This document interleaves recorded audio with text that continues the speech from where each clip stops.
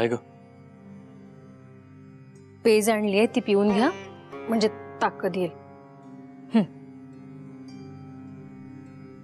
अहो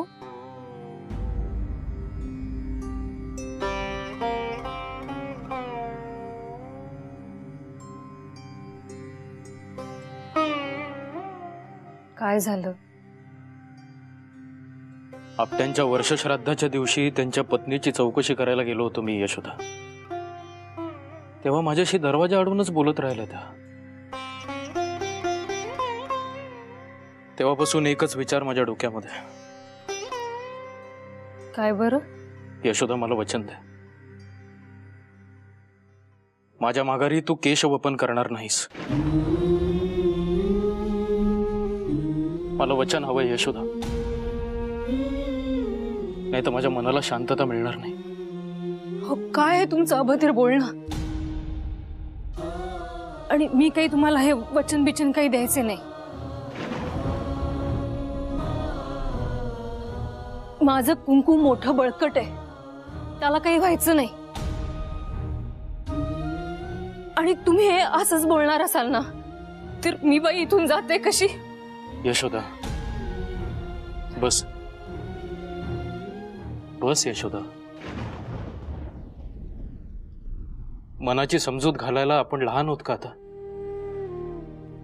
उद्या माझ्या माघारी माझे मामा माझे बंधू तुझ्यावर दडपण आणतील केशवपन कर म्हणून. तू अजिबात दाद देऊ नकोस त्यांना. माझ्या जाण्याचा आणि तुझ्या अलवणात राहण्याचा काही एक संबंध नाहीये, आणि हे मी सांगतोय तुला. त्यामुळे उद्या तुझ्यावर वेळ आली की त्यांना निक्षून सांगायचं धैर्य ठेव. यशोदा तुला ठेवावं लागेल.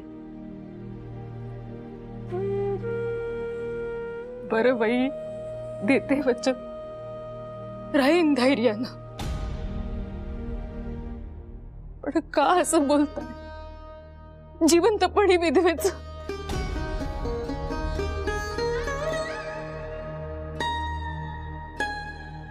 यशोदा मला जाणीव आहे माझ्यामुळे तुझी खूप फरफट झाली. कधी नवं कोरं लुगडं नाही की दागदागिने नाही, पण तू कधीही एका शब्दाने बोलली नाहीस मला. आईची इच्छाही पूर्ण करू शकलो नाही मी.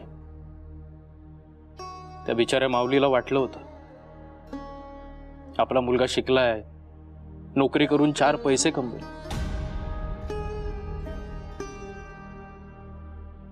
आपल्या मुलांच्या बाबतीतही हीच गत. त्यांचा बाप म्हणून त्यांच्यासाठी काही ठेवलं नाहीये मी मागे. हो बस बस आता हे असं सगळं बोलणं. आणि मला कुठे होती दागदागिन्यांची हौस?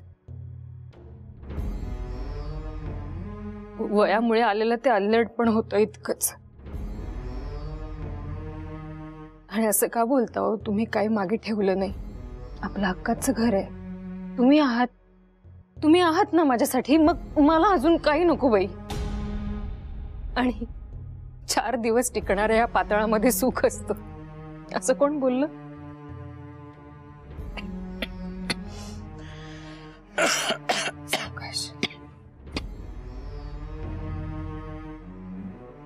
हा बंगला काही आपल्या मालकीचा नव्हे, फर्ग्युसनच्या प्राचार्यांचा आहे. उद्या माझ्यानंतर तो तुला लगेच सोडावा लागणार आहे. थांब जरा. काय हवंय मला सांगा जरा. सावकाश.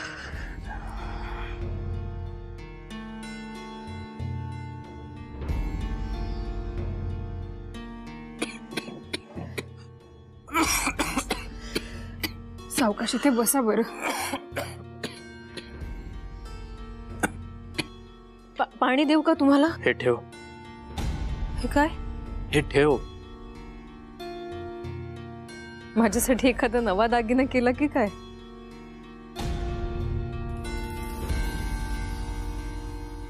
आयुष्यभर जे जमलं नाही ते आता जमेल असं वाटतंय तुला? माझ्या मागे तुला कोणासमोर हात पसरायची वेळ येऊ नये आणि तू तुझं आयुष्य स्वाभिमानाने जगावंस, त्यासाठी एवढंच काय ते देऊ शकतो मी. तुला आठवतं आपट्यांच्या अंत्यसंस्काराच्या वेळेला रमाबाईंकडे रोख रक्कम नव्हती.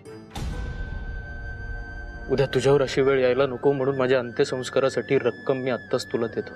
अहो तुम्ही काय हे बोल ठेव, जपून ठेव.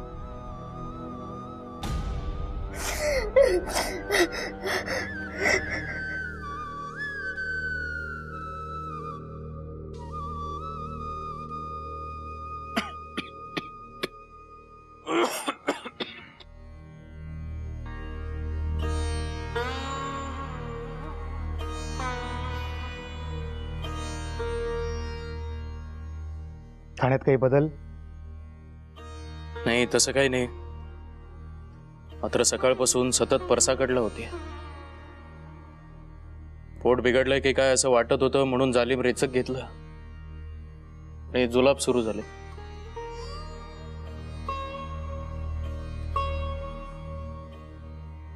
गोपाळराव, काय आहे, तुमची तब्येत अशी नाजूक झाली तुम्ही असे घरच्या घरी उपाय करत जाऊ नका.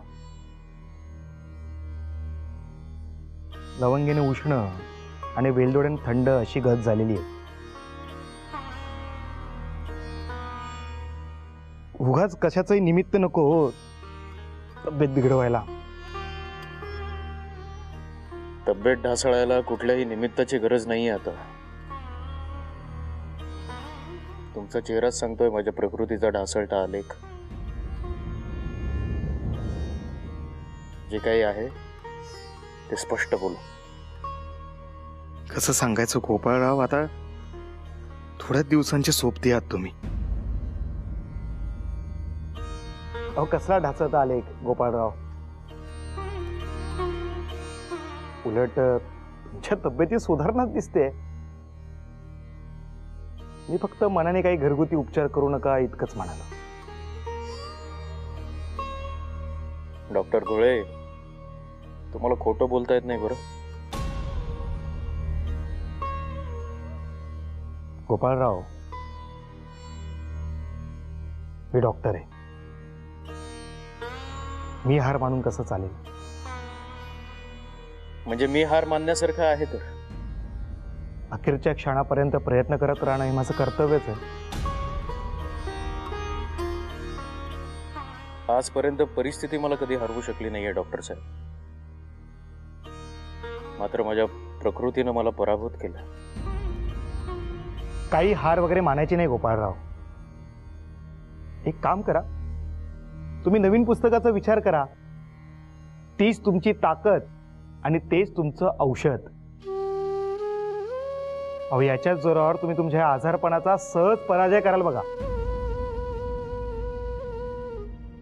मनातून खूप वाटतं, पण आता उमेद नाहीये कसली. आणि राहता राहिला प्रश्न जय पराजयाचा. तर जेव्हा आपलीच माणसं आपला पराभव करतात तेव्हा बाहेरून कुठलंही औषध, कुठलीही मदत कामी येत नाही. माझं दारिद्र्य पचवलं मी डॉक्टर साहेब.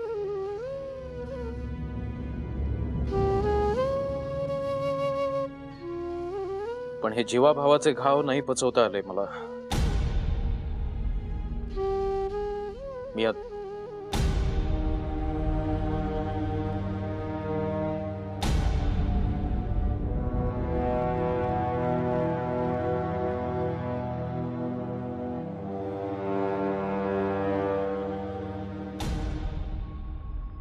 काळजी घ्या, दगदग करू नका. काही लागलं तर मी आहेच. निरोप पाठवा, मी येईन. येतो मी.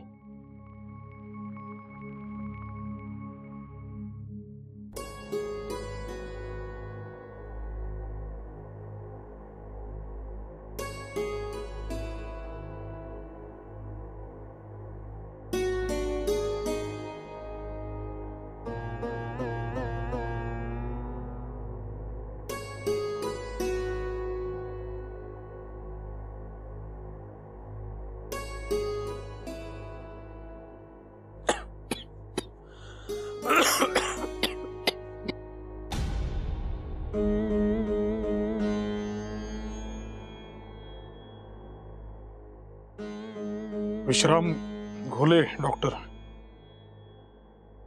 चांगले आहेत ते.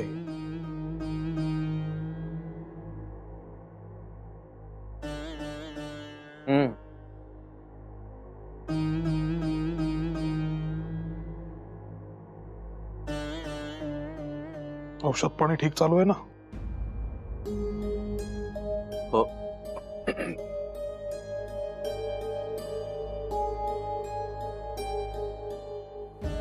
वहिनी ठीक आहेत ना?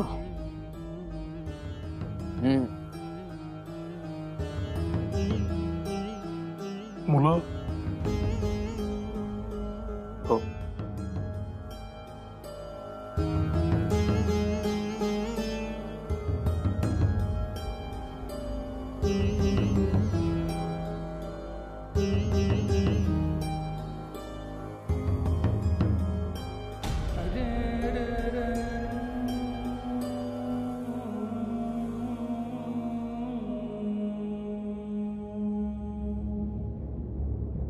काळजी घ्या.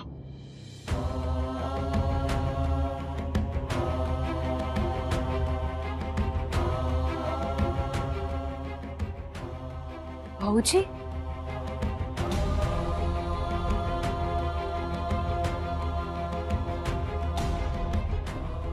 वहिनी, काही मदत लागली तर सांगा.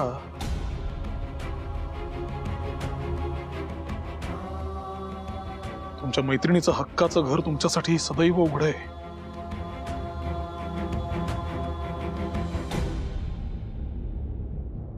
काळजी घ्या.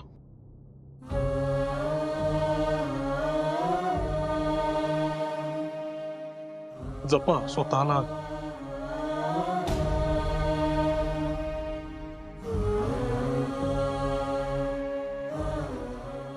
येतो.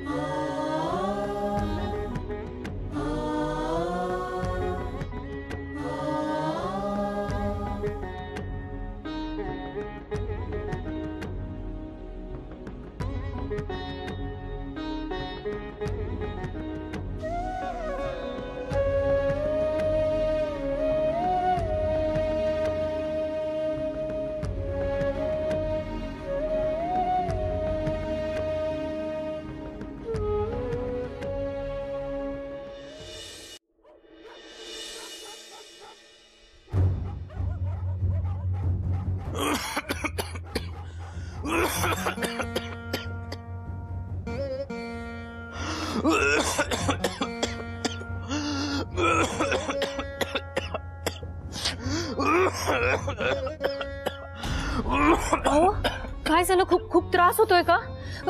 पाणी पाणी घ्या. हे घ्या, पाणी प्या. सावकाश सावकाश सावकाश. अहो, अंग तापले हो तुमचं. मी पटकन थंड पाण्याच्या घड्या घेऊन येते. यशोदा, राहू दे. अहो, तुम्ही आडवे पडा बरं. शांत. मी काशाची वाटी. यशोदा, नको म्हटलं ना. काही झालेलं नाहीये मला. कुत्रे भुंकत होते म्हणून जाग आली. तू झोप, मी झोपतो. निदान पाय तरी चेपून देते.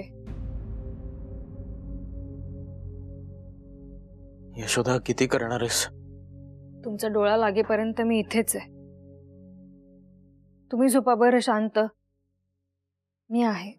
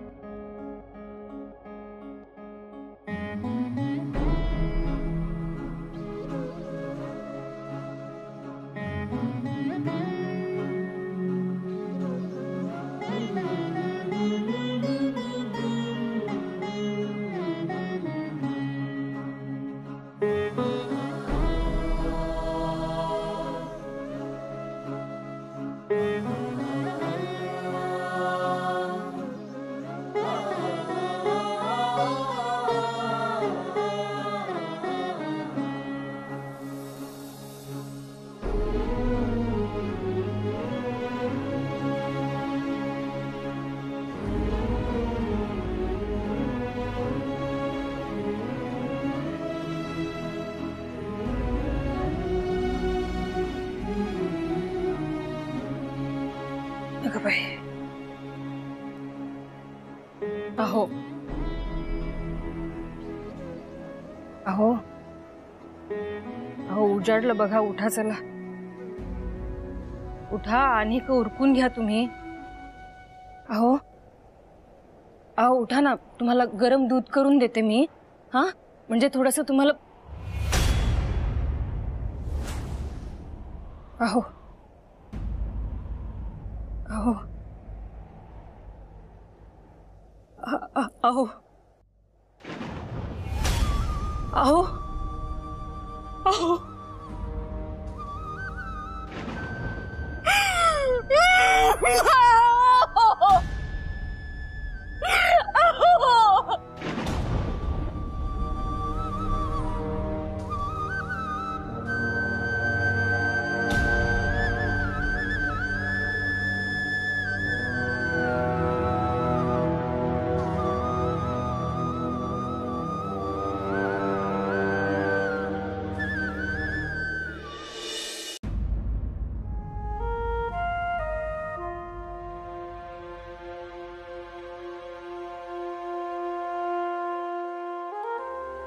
दादा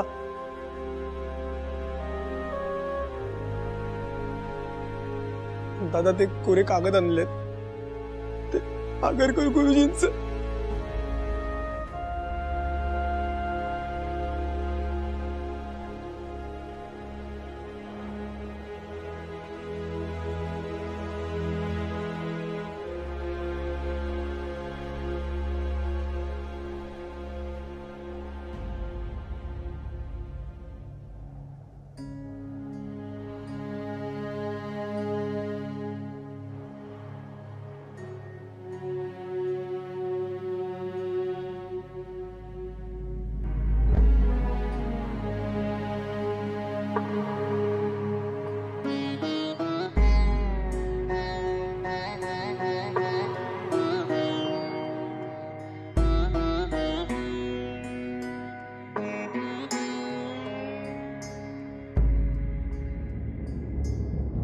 आगरकर व प्रस्तुतच्या केसरीच्या एडिटरचा जो निकट संबंध जडला होता, त्यामुळे त्यांचा मृत्यूलेख लिहिण्याचे दुर्घट काम आपल्या हातून कसे काय निभावे याची केसरीस बरीच शंका वाटत होती.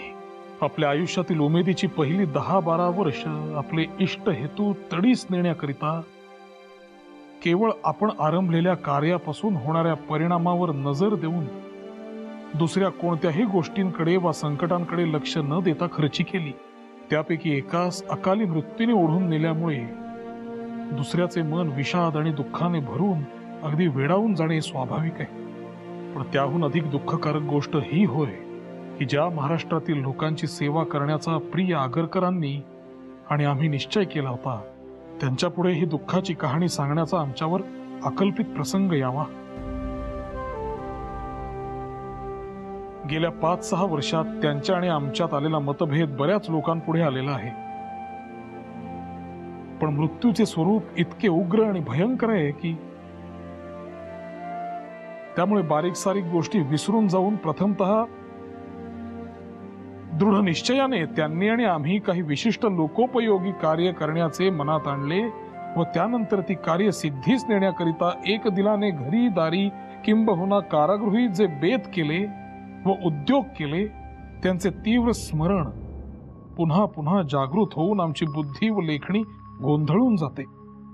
कित्येक वर्षे एकमेकास जी सुखदुःखे अनुभवावी लागली, त्यांच्या पुन्हा पुन्हा स्मरणाने आमचे चित्त अगदी उदास आणि अस्वस्थ होऊन आयुष्याची अशाश्वतता आमच्या डोळ्यापुढे मूर्तिमंत उभी राहते.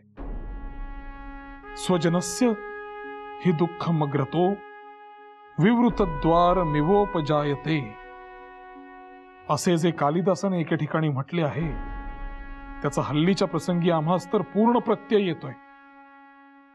गोपाळराव आगरकर यांच्या वियोगाने आम्हास जो शोक होतोय तो आवरून त्यांच्या संबंधाने शेवटच्या कर्तव्यांपैकी आजचा लेख हे एक दुःखकारक कर्तव्य आहे असे समजून ते केले पाहिजे.